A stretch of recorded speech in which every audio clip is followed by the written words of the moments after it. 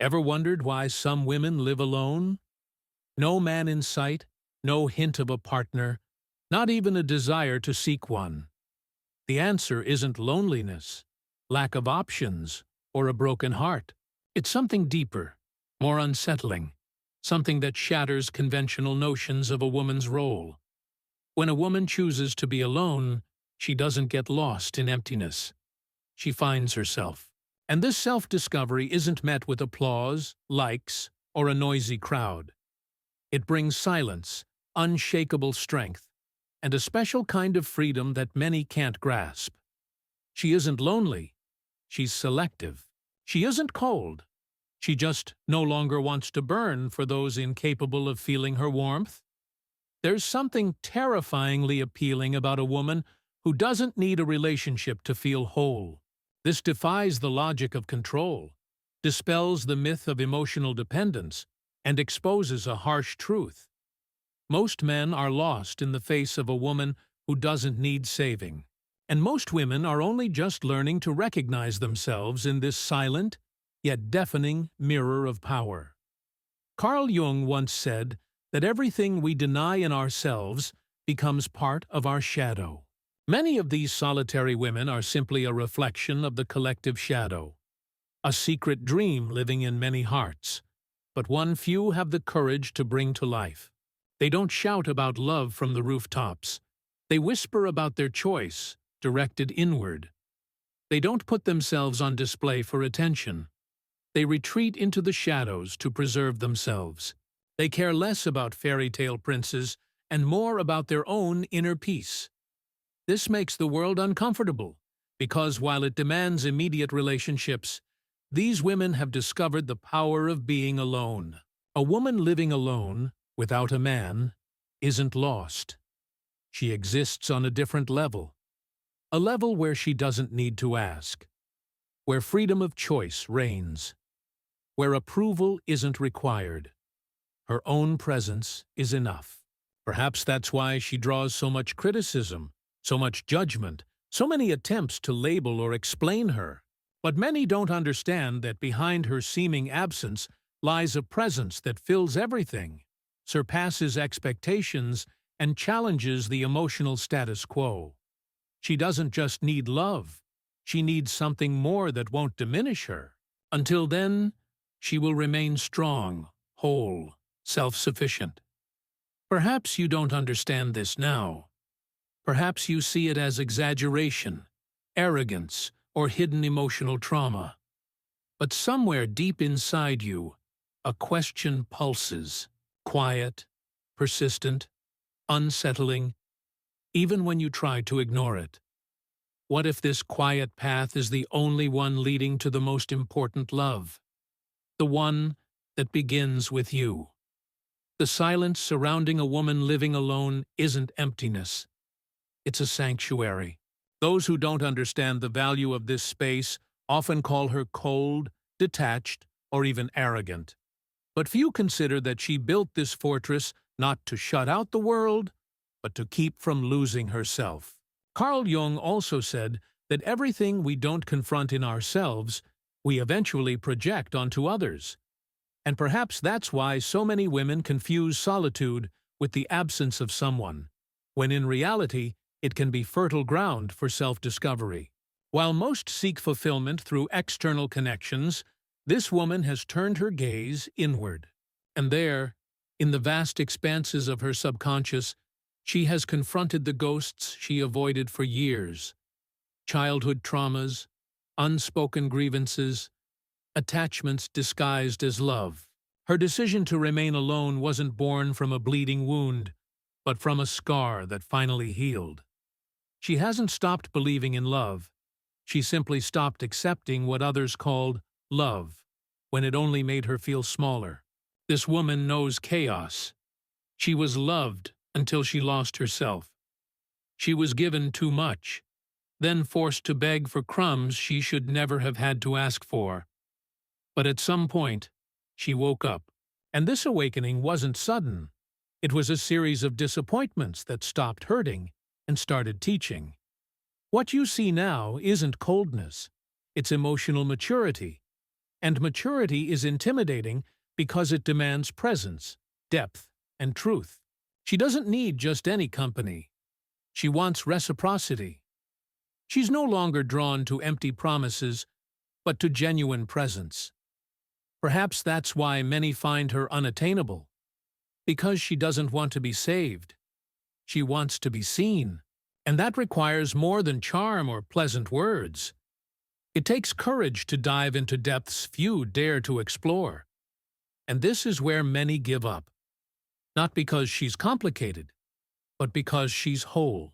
When a woman becomes whole, she awakens two extremes in the world: admiration and fear. Admiration from those who also strive for this wholeness. Fear from those who still live in halves, waiting for someone else to make them feel complete. She doesn't want to complete anyone. She wants to share the joy of life with someone who has also found themselves. Until then, she remains alone, not by fate's whim, but out of loyalty to her soul. This woman isn't hiding. She's protecting herself. There's a vast difference between isolation and self-preservation. But the world doesn't easily accept such a woman. A world that still preaches happily ever after, only in pairs. A world that distrusts those without a partner, as if it's a sign of failure. Carl Jung once said that where conventions rule, there's little room for authenticity. And this woman doesn't live by rules. She lives by essence. She hears phrases like, "You're too picky. You should be more open. Nobody's perfect." And she smiles.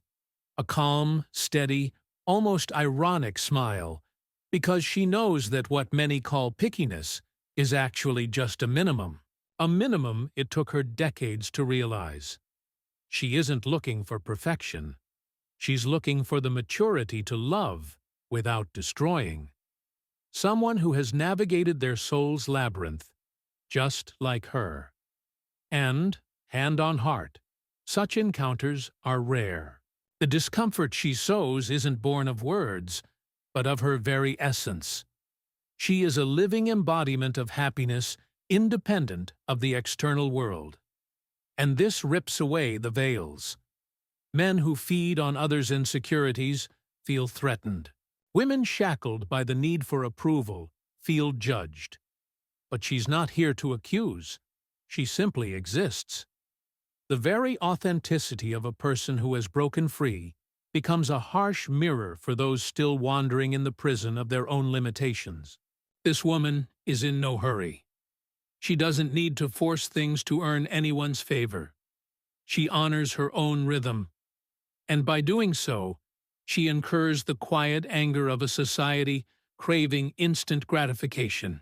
She craves depth, while the world chases fleeting distractions.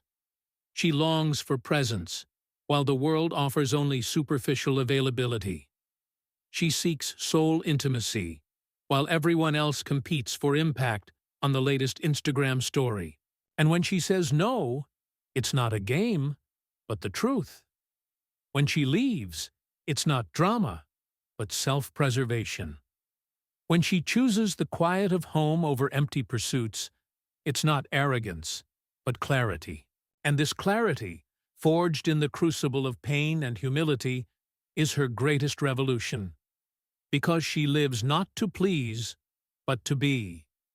And this simple being makes her so dangerous to the system.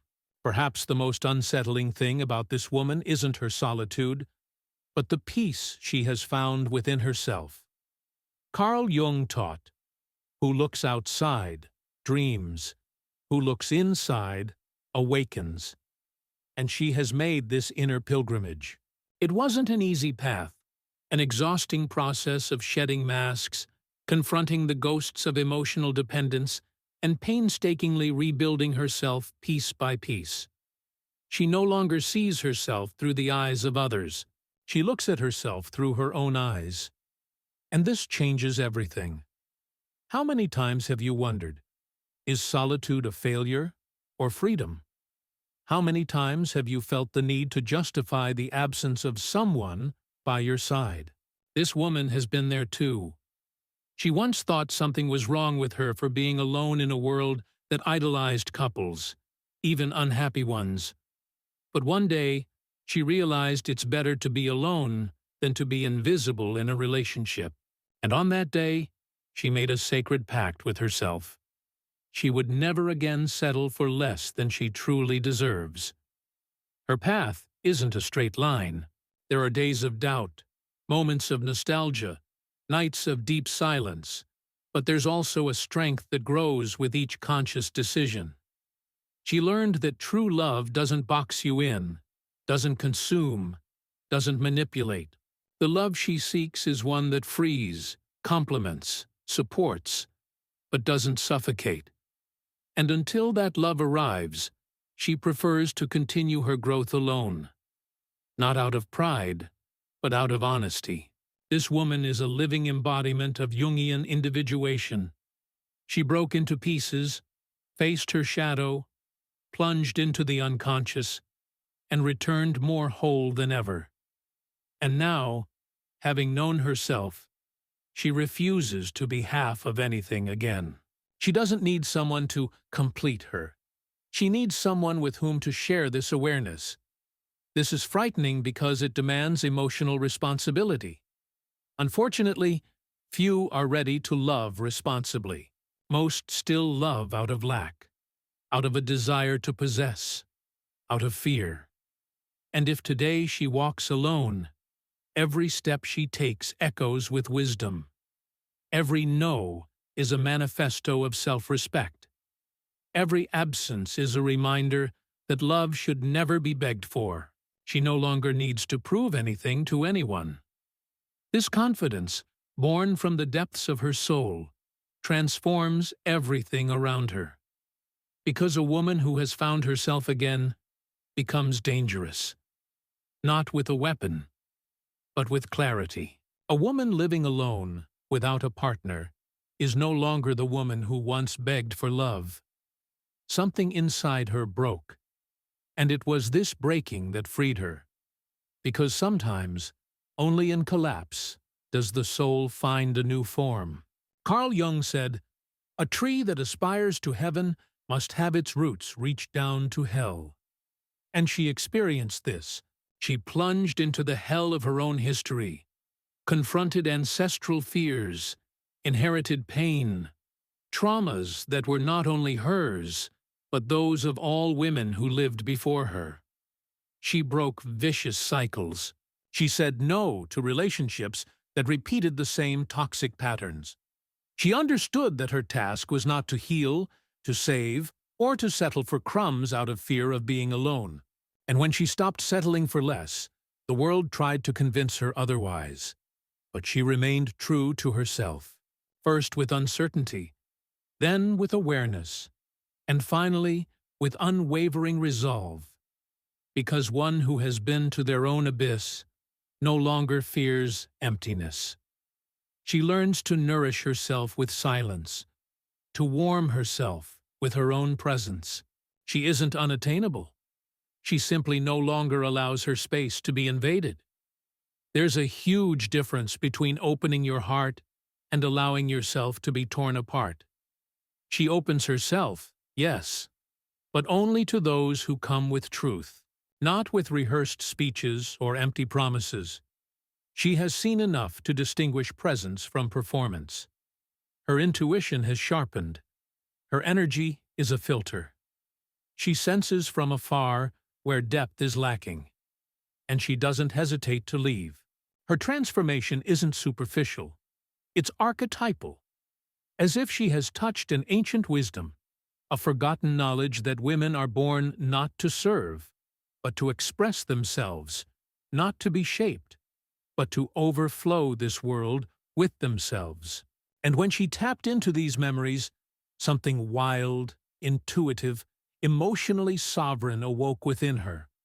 A woman who, though solitary, is far from lost.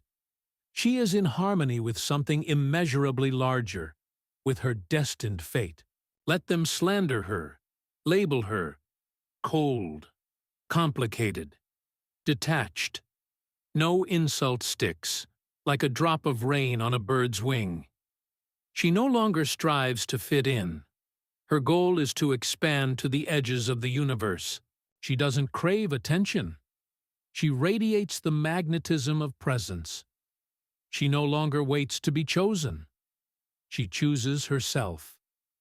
This reversal of logic baffles those who still try to control the essence of womanhood in old ways. But she's no longer there. She has crossed the threshold. And on the other side, she discovered, true relationships blossom only after you love yourself so much that the need for another falls away. There's something sacred in every step she takes. She doesn't need ovations or public recognition. Her confidence is silent and unshakable. And in this silence, her true power pulsates. Carl Jung said, "Everything we encounter in ourselves ultimately becomes our destiny." And perhaps that's why this woman, repeatedly choosing herself, has become the creator of a destiny few can grasp, but many secretly envy. She no longer tries to fill a gaping void with promises, no longer tries to convince anyone of her worthiness of love. She doesn't beg for presence in anyone's life, for she has learned, presence isn't begged for, it's invited. And when the invitation is false, she simply declines, without anger, without bitterness. She leaves with the dignity of one who has been lost too often to let the same wound bleed again. Few realize that this woman still longs for love. She still wants hugs, touches, to be chosen. But she wants this without losing herself. For too long she tried to squeeze into frames too narrow for her soul. Now, she offers herself only where there's room for her wholeness. And this requires a maturity beyond romance. It requires awareness. It means facing her shadow and still choosing love. She's not looking for fairy tales. She seeks a union of souls, a connection where there's no room for dominance or submission, where both can grow side by side, without overshadowing each other, without suppressing pain or diminishing dreams. And if this seems excessive to some, then so be it. For she prefers waiting to surviving on emotional scraps, and many will see this as arrogance. But in reality, it's simply self-love in its purest form. We are witnessing the birth of a new female archetype, a woman who has turned away from the superficial and plunged into the depths. Tired of merely being desired, she chose respect. She chose solitude not because she renounced love, but because she realized true love never demands self-renunciation. And when a woman understands this, her entire world transforms. She doesn't need to raise her voice to be heard. Her presence speaks for itself. Wherever she goes, the energy shifts, as if something in the room rearranges itself, subtly but unmistakably. This isn't mysticism, it's energy. It's the aura of a person who has survived the cruelest inner wars and decided to return with peace.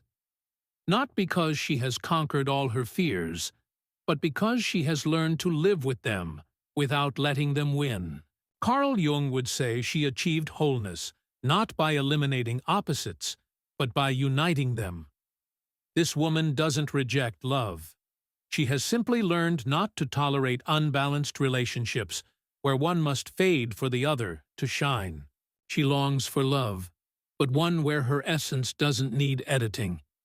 Love in which she can be both shadow and light, laughter and tears, silence and storm.